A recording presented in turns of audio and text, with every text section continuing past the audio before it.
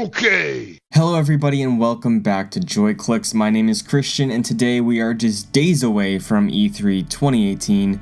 Next up in our preview of conferences is Ubisoft. Now Ubisoft, especially last year, improved greatly in my eyes. Ubisoft has really proven themselves this generation. I feel like they're one of the stronger third parties out there between themselves, Activision, EA. Ubisoft typically has the games I like the most from third parties, so I'm really excited to go through everything that they could potentially be showing off this E3. A few weeks ago, Ubisoft confirmed a few games that would show up at their press conference happening 1 p.m. Pacific Standard Time and 4 p.m. Eastern Standard Time on Monday, June 11th. And those confirmed games are For Honor, Skull and Bones, Starlink, Transference, Division 2, Beyond Good and Evil 2, and the promises of more surprises to come. So, with the exception of the Division 2, all of these games were announced at last year's E3 with either a teaser trailer or a gameplay showcase,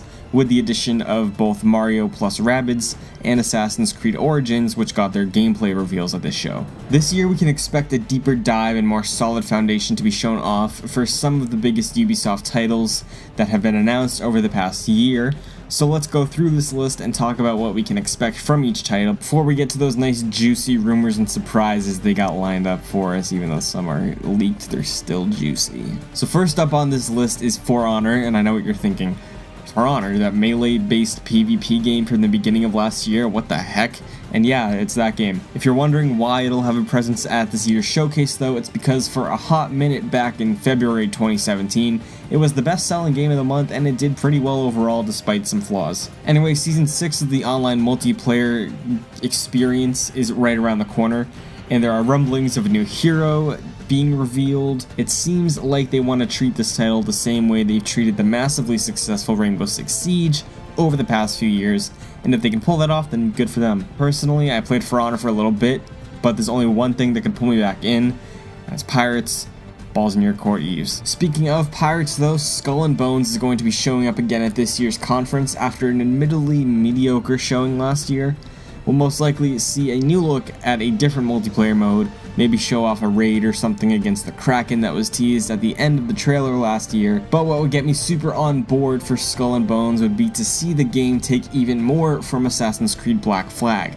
Black Flag, in my humble opinion, did for Pirates what Red Dead did for cowboy games, so having a fully dedicated pirate game that's only focused on naval combat, it's just disappointing to me. Hopefully, with the recent news of the game being delayed to 2019, they do end up implementing some of the on-foot swashbuckling aspects of Assassin's Creed 4 to give us a more robust pirateering experience. Continuing on with the list, probably the weirdest announcement of last year, and that should say a lot considering we also saw Mario and Rabbids last year, is Starlink Battle for Atlas, the newest in the Toys to Life genre. Think LEGO Dimensions meets Star Fox, and that's basically Starlink. So far, they've shown just a quick trailer at E3 2017 with the stamp of a fall 2018 release date, and while I don't think the game is for me, which is completely fine, I'll be interested to see what they have to bring to the table, considering every major Toys to Life title outside of Amiibo are pretty much gone the way of the bargain bin. The VR project teased last year from one Mr. Frodo Wood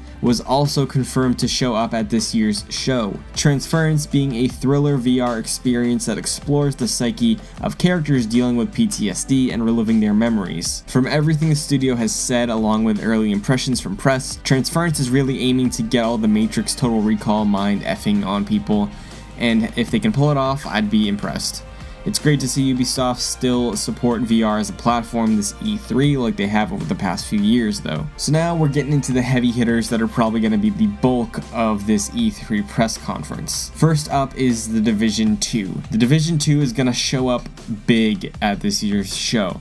We still don't know what to expect from the title, but seeing as this summer is the big endgame event for the first Division, collecting shields to carry over to Division 2 that is, and Ubisoft not having a fall game announced, I could definitely see a title this big drop in the fall, but another March release like the original would make complete sense if Ubisoft has a new surprise waiting for us this fall, but more on that later. I never got into The Division. I was interested when they showed it off at E3 for its reveal, but by the time it came out, I was knee-deep in Destiny. Considering I did trade in Destiny 2 and I need a new co-op buddy game for my friends, Division 2 is really appealing to me right now, and I think a lot of people are in the same boat.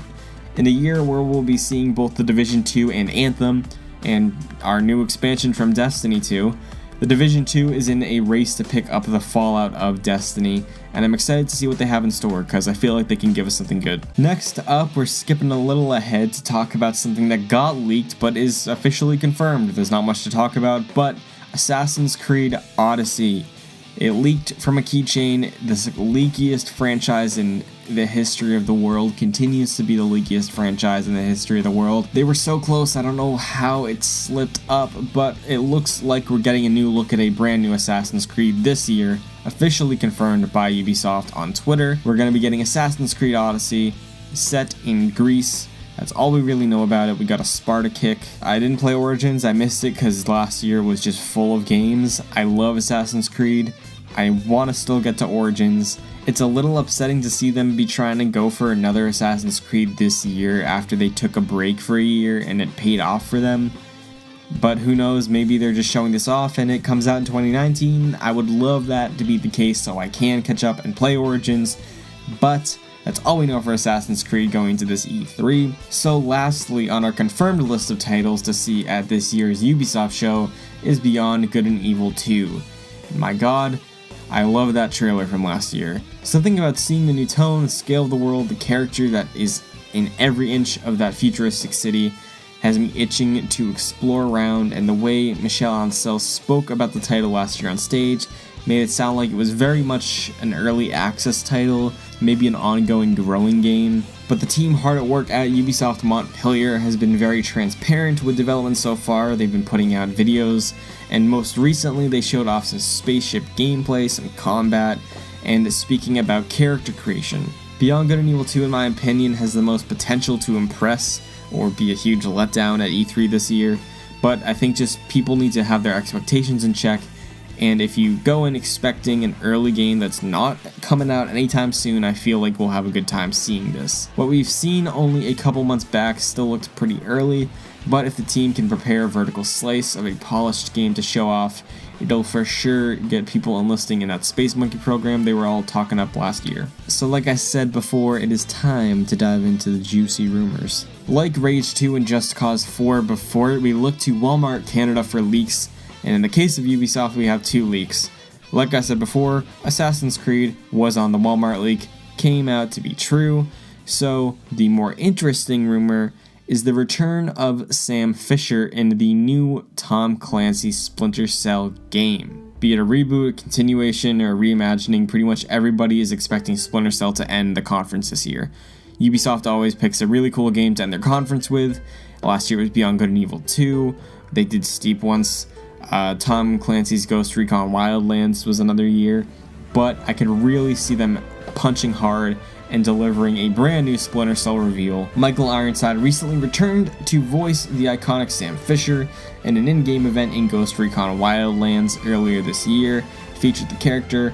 He even made a reference to making a comeback in the clip that was shared around the internet.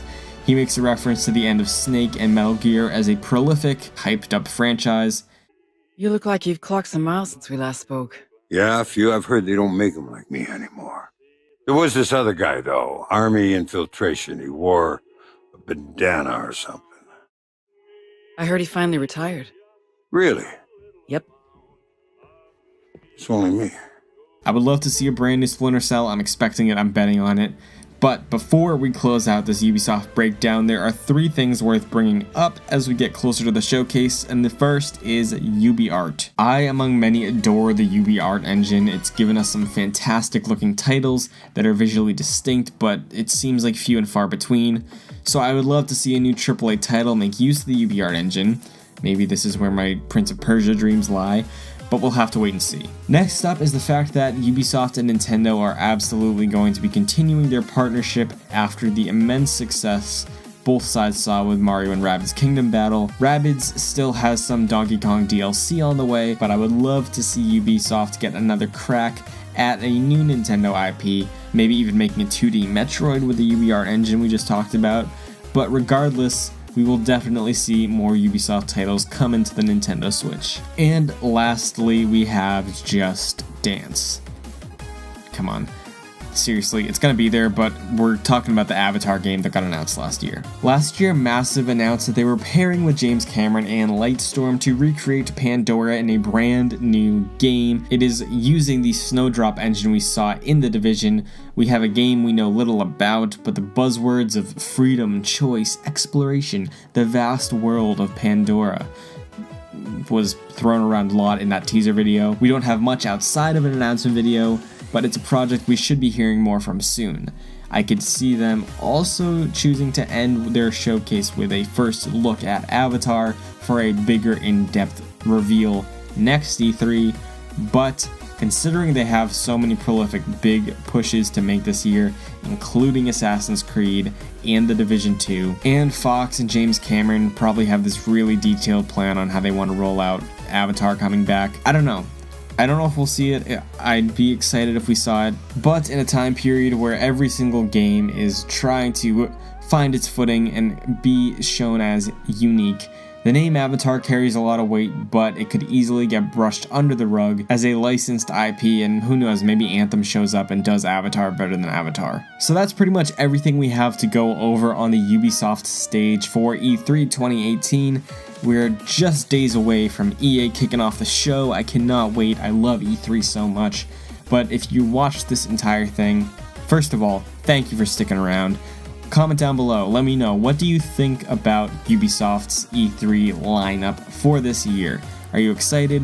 Are you hoping that they have some new games revealed? Are you hoping they make a new Prince of Persia game like I've been hoping the past 5, 6, 7 years maybe? Until then, we have lots more waiting to do. We have a few more press conferences to go over here on JoyClicks, so if you're new, be sure to subscribe and hit the bell so you don't miss those or any new videos covering E3 in the coming weeks. But with all of that being said, good vibes and good game.